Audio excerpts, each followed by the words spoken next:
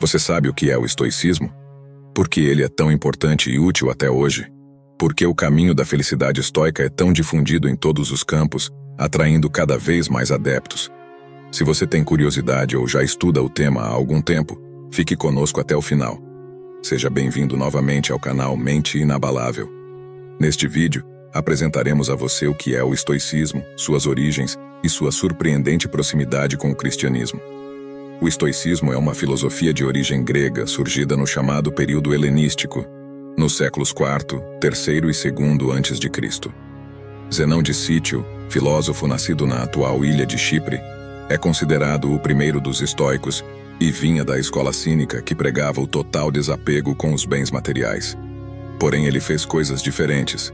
Dava aula em um lugar público, em um pórtico ou estoa, de onde deriva o nome estoico.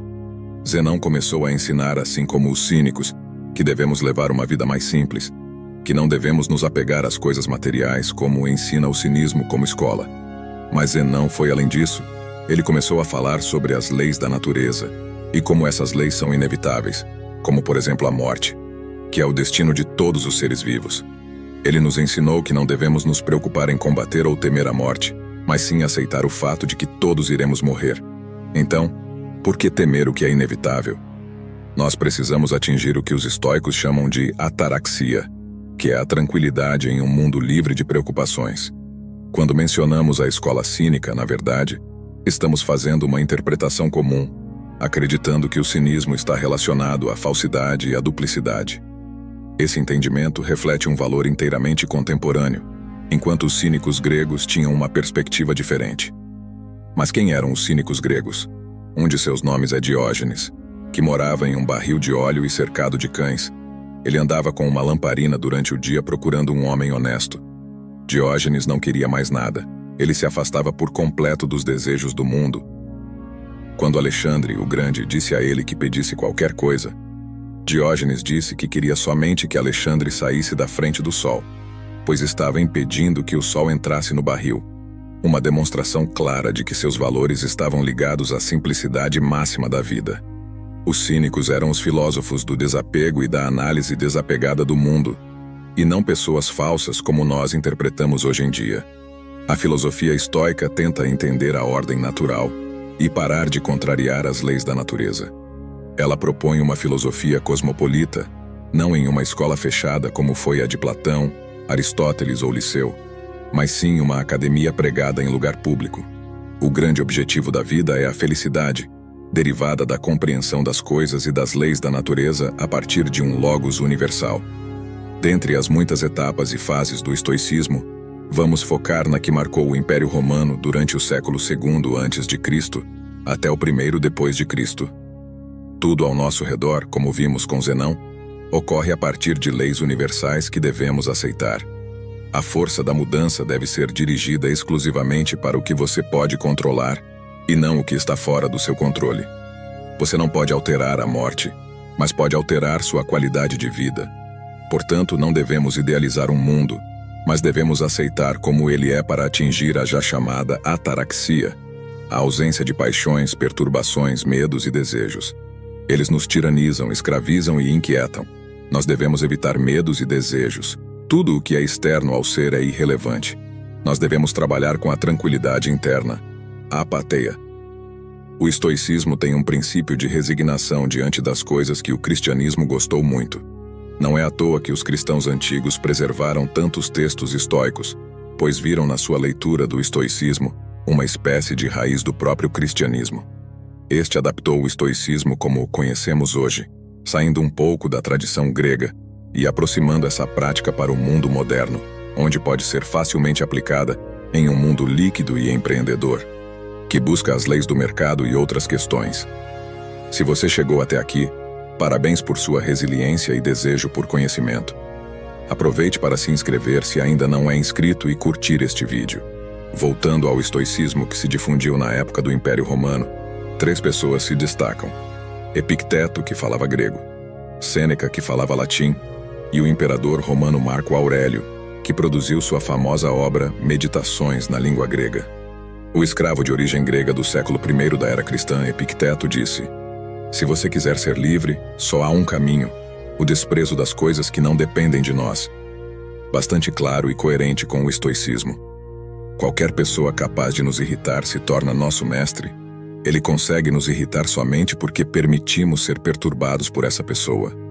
É um homem sensato aquele que não lamenta pelo que não tem, mas apresenta grande alegria pelo que tem.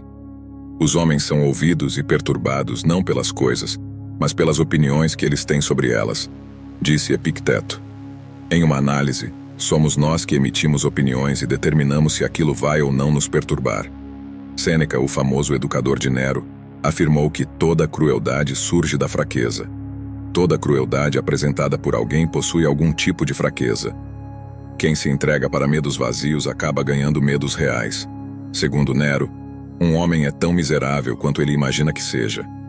Essas ideias têm em comum a raiz do estoicismo, mas cada um deu um toque diferente e importante para esta caracterização de um estoicismo chamado de imperial, ou seja, durante o Império Romano. O imperador Marco Aurélio, que morreu em 180, escreveu em Meditações: "Não perca tempo discutindo sobre o que é um bom homem, seja um." Isso nos mostra que o importante é a ação e não a defesa da bondade. Ele também nos ensina: pratique cada um dos teus atos como se fosse um último da tua vida, e acrescenta: a alma é tingida com a cor de seus pensamentos. Então o controle que nós temos sobre nós, o controle sobre o efeito das coisas do mundo sobre nós, o controle que nós temos sobre a nossa raiva, algo que Sêneca escreveu em um livro específico, dizendo que a raiva é uma perturbação extraordinária e que deve ser evitada a qualquer custo. O estoicismo nos ensina a pensar que somos soberanos daquilo que podemos mudar e cultivar em nossa cabeça, com pensamentos bons que não precisamos nos abalar. Se algo nos tirar a vida, estava inserido dentro de uma ordem absolutamente natural, e nada vai alterar o universo. Devemos nos concentrar naquilo que podemos e no cultivo das virtudes da felicidade. Não deixar que o mundo decida se vamos ser ou não felizes. O estoicismo, como já vimos, tem várias semelhanças com valores que o cristianismo posteriormente defenderia, mas é importante notar que o estoicismo é uma filosofia realista, que não pressupõe um Deus criador que nos ame e dirija tudo, como o cristianismo orienta. O estoicismo pressupõe regras de um universo material e entender tais regras, aceitar que há coisas que não podemos mudar e outras que podemos. Basicamente, aquilo que diz respeito a nós mesmos diferencia muito o estoicismo de qualquer etapa do cristianismo posterior. Mas estoicos e cristãos buscam a tranquilidade da alma, evitar a agitação e o desespero, e buscam produzir desejos mais coerentes com as nossas necessidades. Tanto estoicos quanto cristãos concordariam com a ideia profundamente estoica de que se você está com a casa muito apertada, cheia de coisas, não pense em uma casa maior, e sim em ter menos coisas. Se você acha que seu dinheiro não basta, apesar de ter sua alimentação garantida, não se desespere por ter muito mais dinheiro. Pense em gastar menos. Aceite que todos estamos envelhecendo. Aceite que todos iremos morrer e cultive a sua ataraxia.